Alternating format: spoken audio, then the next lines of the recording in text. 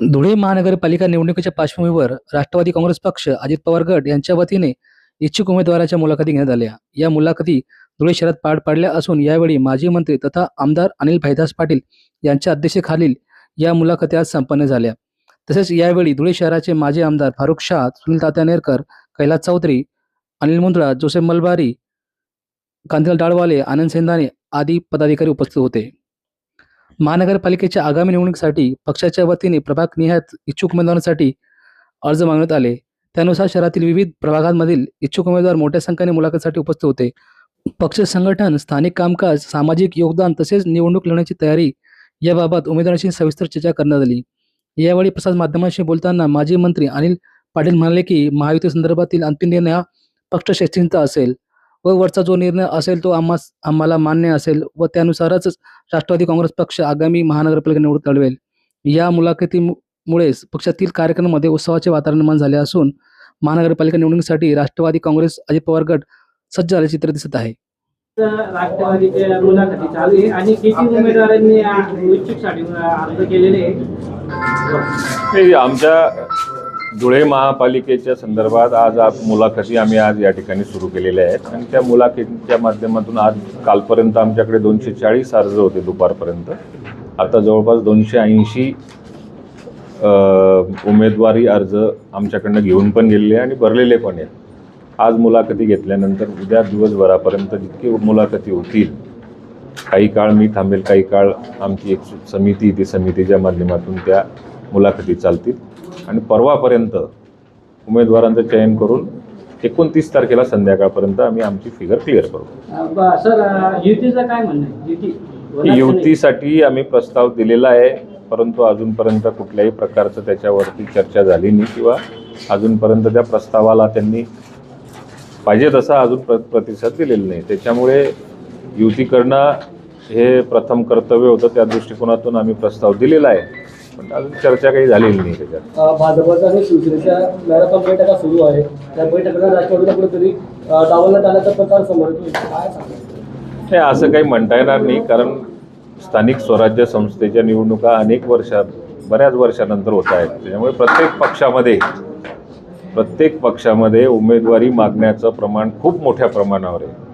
त्यामुळे डावलणे वगैरे असा काही प्रकार नाही. वरती आमची महायुती आहे, महायुतीचा पहिला प्रयत्न असणार आहे, पण कार्यकर्त्यांचा लोंढा एवढा मोठा आहे प्रत्येक पक्षाकडे, त्यामुळेच कदाचित थोडंसं मागे पुढे होऊ शकतं. तरी मैत्रीपूर्ण जर का लढवायची वेळ आली तर तसं करावं लागतं. स्थानिक परिस्थिती, उमेदवारांची मागणी हे जर का बघितलं तर युतीमध्ये लढवणं आमचं प्रथम कर्तव्य आहे, पण अजूनपर्यंत त्याच्यावरती फार काही चर्चा झालेली नाही आहे. आपल्या नेत्यांकडून सोबतचा या आधीच नारा देण्यात आलेला आहे. कोणत्या नेत्यांकडनं? आपल्या नेत्यांकडून, आपल्या पक्षाच्या नेत्यांकडून. मी या जिल्ह्याचा प्रभारी आहे. मी जो नारा दिला ना तो अंतिम नारा असेल. समजा जर का युतीचा आमचा प्रयत्न आहे, मला प्रदेशावरून समजा जर का निरीक्षक म्हणून इथं पाठवलं असेल, जबाबदारी जर का दिली असेल, तर युतीची चर्चा माझ्याच माध्यमातून झाली पाहिजे. मी तो करण्याचा प्रयत्न करतोय. त्यात सायझेबल जागा जर का आम्हाला मिळाल्या तर प्रथम प्राधान्य आमचं युतीला असणार आहे. दादा, ज्या प्रकारे पिंपरी चिंचवडमध्ये जी दोघी राष्ट्रवादी एकत्र येऊन आता लढणार आहेत, तर त्याच धर्तीवर तसा काही प्रकार होऊ शकतो का? नाही, आता परिस्थिती अशी की पिंपरी चिंचवडमध्ये काय चाललेलं आहे हे मला तर काही माहिती नाही आणि पिंपरी चिंचवडला काहीही निर्णय घ्यायचा असेल तर तो नेत्यांना घ्यायचा आहे. म्हणून तिथले पत्रकार जे असतील, मीडियाचे लोक असतील, तिथे सक्षम आहेत. आमचे प्रदेशाध्यक्ष असतील, आमचे राष्ट्रीय अध्यक्ष असतील, ते उत्तर द्यायला. त्यामुळे त्याच्या बाबतीत मी इथं काही बोलणार नाही. धुळे महानगरपालिकेत ही दोघी राष्ट्रवादी एकत्र येतील का, आणि जर येत असतील तर त्या संदर्भात तुमच्याकडे हालचाली चालू आहेत? नाही, तशी कुठल्याही प्रकारची अजूनपर्यंत आमची हालचाल नाही. आमचा प्रयत्न महायुतीशी टायप करणे हाच आमचा पहिला प्राधान्याचा विषय नसेल तर मग जशी वेळ येईल तसा तसा निर्णय योग्य वेळी योग्य घेतला जाईल. आपल्याकडे देखील आता माणिकराव कोकाटे यांचे खाते आपल्या मंत्रिपदाकडे देण्याची चर्चा आता जोरदार रंगू लागलेला आहे.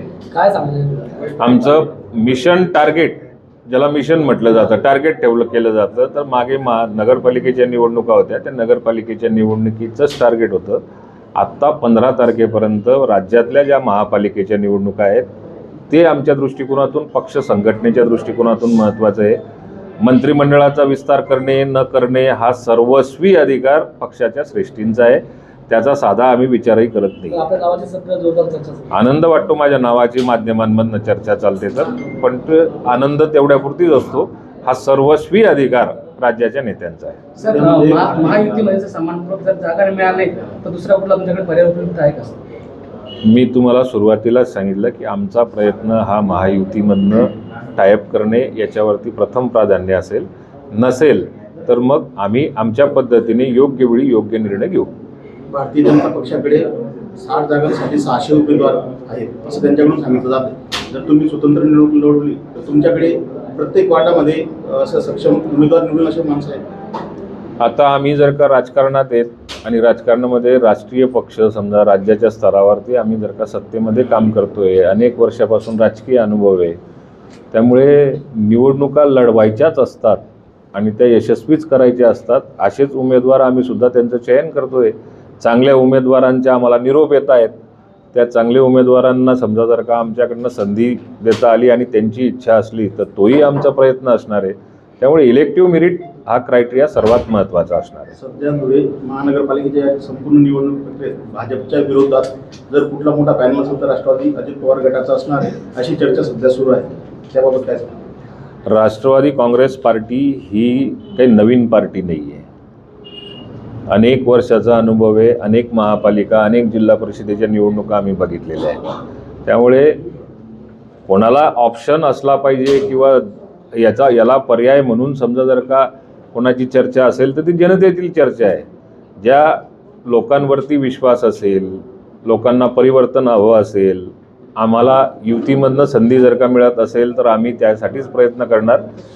पण समजा जर का लोकांना परिवर्तन असं पाहिजे असेल तर शेवटी जनतेच्या हातात असतं आणि जनता त्या बाबतीमध्ये योग्य माणसाला योग्य ठिकाणी बसवतं.